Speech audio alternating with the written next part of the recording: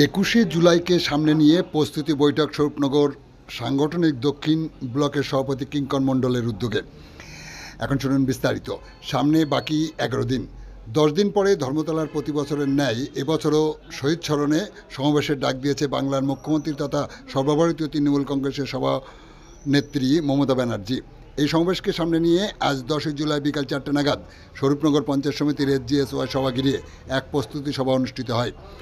স্বরূপনগর বিধানসভা কেন্দ্রের সাংগঠনিক দক্ষিণ ব্লকের সভাপতি কিঙ্কর মণ্ডলের উদ্যোগে উপস্থিত ছিলেন বনগাঁ সাংগঠনিক জেলা তৃণমূল কংগ্রেসের সহসভাপতি দুলাচন্দ্র ভট্টাচার্য, সম্পাদক আবুল কালাম আজাদ থেকে শুরু করে স্বরূপনগর ব্লকের তৃণমূল কংগ্রেসের লড়াকু নেতৃত্ব শেখর দাস মানা, আব্দুল ওয়াহাব মণ্ডল সহ হাজারো দায়িত্বশীল কর্মীরা।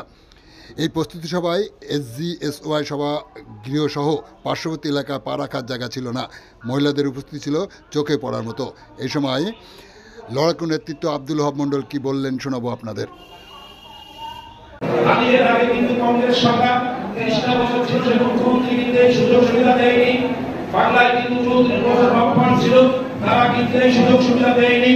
আজকে কিন্তু দেখা যাচ্ছে আমাদের নেত্রী মমতা বন্দ্যোপাধ্যায় এই শহীদদের রক্তে কিন্তু বাংলা লাল হয়েছিল বলে আজ কিন্তু তৃণমূল কংগ্রেস কিন্তু ক্ষমতায় এসেছে।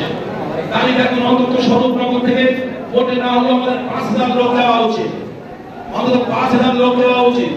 যেমন ধরুন হয়তো দেখা গেল আমরা 40 টাকা ভাড়া দিলাম, 40 টাকা মাসে যদি খুব বেশি লোক যায় 1600 বেশি লোক যায় না। যেমন দেখুন আমরা যখন আমরা সবাই আমরা কংগ্রেস করতাম তখন তৃণমূল কংগ্রেসের জন্ম হয়নি, তখন মনে করে দেখুন যখন মিটিং হতো আমরা নিজেরা কিন্তু নিজেদের পয়সা খরচ করে ট্রেনে কিন্তু যেতাম। তখন দেখা যেত একবারে ইন্দিরা গান্ধী বেটির মোড়ে এসেছিল, আমরা কিন্তু রাত্রে 8টা কিন্তু বসে থেকে বাড়ি এসেছিলাম। পথে আমরা মসন্দপুর থেকে ভিতর দিয়ে চারঘাটের ভেতর দিয়ে 15-16 কিলোমিটার পথ আমরা হেঁটে আসতাম।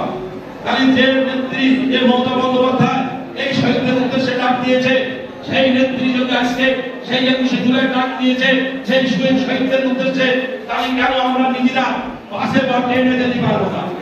অন্তত বাসে বা ট্রেনে যাওয়ার জন্য আমি সবার কাছে অনুরোধ করবো, যদি যে বাস দেওয়া হবে দেখা যাবে বেশি লোক যেতে পারবে না, কিন্তু স্বরূপনগর থেকে 5000 লোক যাওয়া উচিত। অন্তত তাই যদি না হয় তাহলে আজকে কিন্তু আমরা এই সুযোগ সুবিধা ভোগ করছি, তাহলে আমরা যাবো না কেন?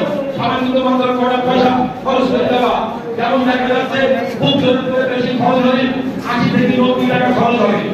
আমি দেখা যাচ্ছে কাটতে হবে না, এখান থেকে বাস ভাড়া দিয়ে একটু বসন্তপুর পর্যন্ত পৌঁছাতে পারলে কেটে চলে যাওয়া যাচ্ছে 50 টাকা কিন্তু খাবার হয়ে যাচ্ছে।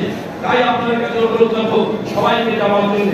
যেমন দেখুন আজকে এই বর্ষার ভিতরে আপনারা যেভাবে সাড়া দিয়েছেন, তাতে আমার মনে হয় আগামী 2026 সালে বিধানসভা হবে ভোটে না হলেও আমরা স্বরূপনগর থেকে অন্তত 60 থেকে 70 টাকা করে লিখ দেবো।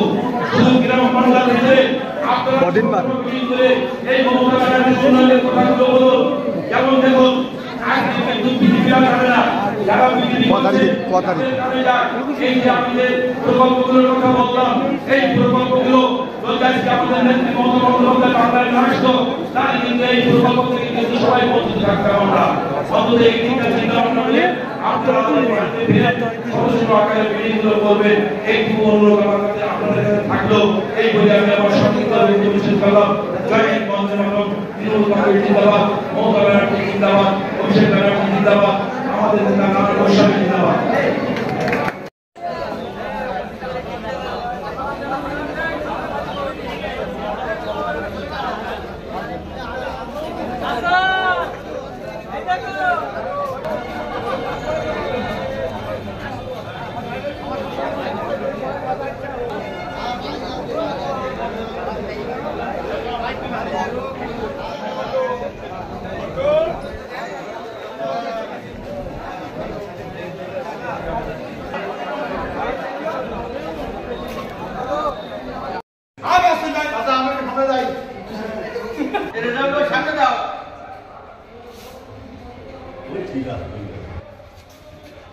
দুগোনা ড্রেন একটা রাস্তা 26 সালের আগে